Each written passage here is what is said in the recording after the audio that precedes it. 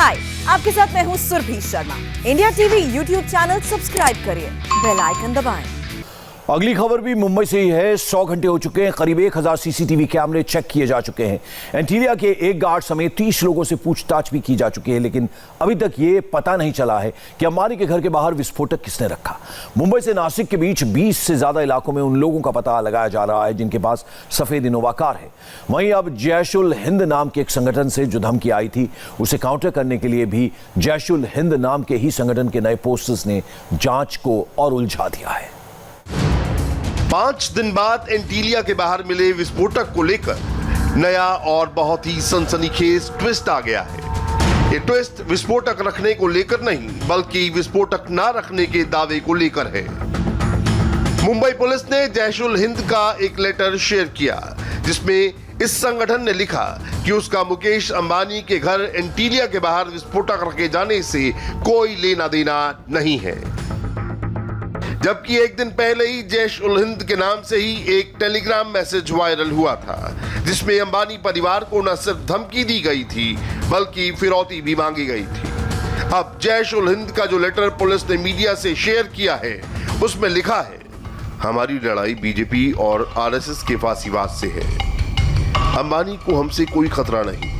भारत के किसी भी उद्योगपति से हमारी कोई दुश्मनी नहीं है, ना ही हमने किसी से फिरौती मांगी है। हमारी लड़ाई नरेंद्र मोदी से है, जो हिंदुस्तान के मुसलमानों पर जुल्म कर रहे हैं। दिन भर ये हलचल मची रही कि आखिर कौन है ये जैश-उल-हिंद। कहीं जैश-उल-हिंद इंडियन मुजाहिदीन की बी टीम तो नहीं है। मुंबई क्राइम ब्रांच के साथ एनआईए की टीम भी लगातार इस तफ्तीश में जुटी रही और लिंक को खंगालती रही, लेकिन देर शाम ये खबर आई कि जैश-उल-हिंद ने टेलीग्राम पर अपना हैंडल बंद कर दिया है।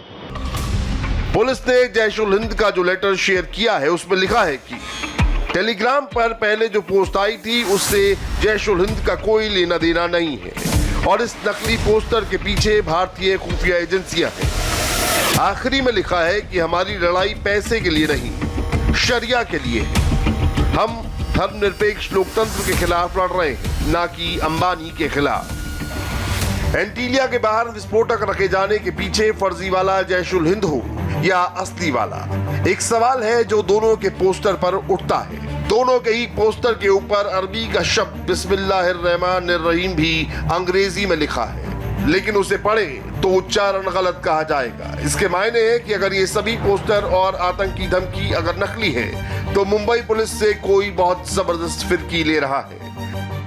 मुंबई पुलिस ने स्पष्ट तौर पर इस बात को अब सिरे से खारिज कर दिया है कि जैश-उल-हिंद नाम के संगठन का इस मामले में अभी तक की जांच में किसी तरह का कोई लेना देना है। दरअसल जिस बैंक अकाउंट की जानकारी उस मैसेज में दी गई थी, मुंबई क्राइम ब्रांच ने जब उस बैंक अकाउंट की जांच की तो पता ये चला कि इसका कोई बैंक अकाउंट ही नहीं है।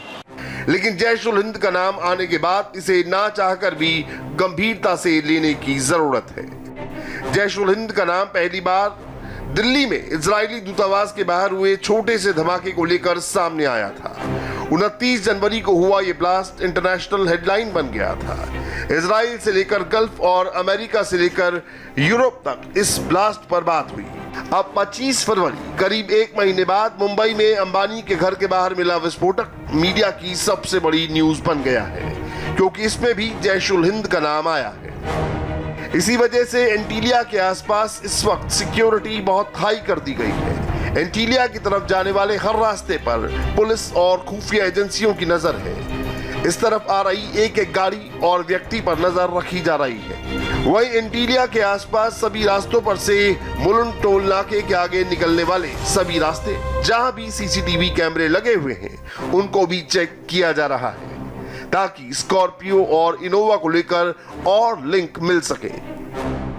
इन्हीं सब सवालों के तालिबानों को सुलझाने में नेशनल इन्वेस्टिगेटिंग एजेंसी के आला अधिकारी लगातार जुटे हुए हैं। एनआईए की टीम ने मुलुंड टोल नाके का मुआयना किया है, जहां से इनोवा कार में दोनों मास्क मैन भागे हैं। वहीं एनआईए की टीम मुलुंड से 35 किलोमीटर दूर आगे पटगा टोल नाके भी गई। इस पूरे रूट पर ढाबों और होटलों में भी छानबीन की जा रही है। अब तक 1000 से ज्यादा सीसीटीवी को चेक किया गया है। मुंबई क्राइम ब्रांच ने इस बात की पुष्टि की है कि मुकेश अंबानी के घर के बाहर मिले विस्फोटक के मामले में अंबानी के सुरक्षा गार्ड्स का स्टेटमेंट दर्ज किया गया है। हालांकि क्राइम ब्रांच ने इस बात को सिरे से खारिज कर दिया कि अंबानी परिवार के किसी सदस्य का भी बयान दर्ज किया गया है। हालांकि क्राइम ब्रांच ये बात ज़रूर कह रही है कि अगर ज़रूरत पड़ी तो अंबानी परिवार के सदस्यों का भी बयान दर्ज किया जा सकता है।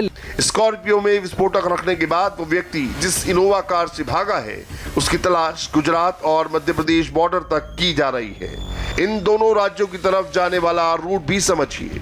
मुलुंड से घोड़बंदर होते हुए पालघर गुजरात का रूट है, जबकि दूसरा हाईवे शाहपुर भिवंडी कल्याण होते हुए नासिक की दिशा में जाता है।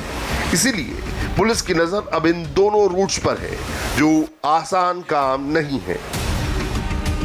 ठाणे, कल्याण, भिवंडी सभी इलाकों में पुलिस बड़े बड़े रूट पर सीसीटीवी चेक कर रही है। सभी पेट्रोल पंप के सीसीटीवी भी देखे जा रहे हैं। दरअसल इस पूरे केस में जांच एजेंसियों के पास इन्वेस्टिगेशन आगे बढ़ाने के लिए 3 पॉइंट हैं। विस्फोटक रखने वाले किस तरफ भागे, उनकी मोबाइल लोकेशन और पूरे रूट्स की सीसीटीवी फुटेज। सफ़ेद इनोवा कार की तलाश में मुंबई क्राइम ब्रांच की टीम अब तक 20 गांव की खाक छान चुकी है। गांव में जिन लोगों के पास सफ़ेद इनोवा कार है उनसे भी क्राइम ब्रांच की टीम पूछताछ कर रही है।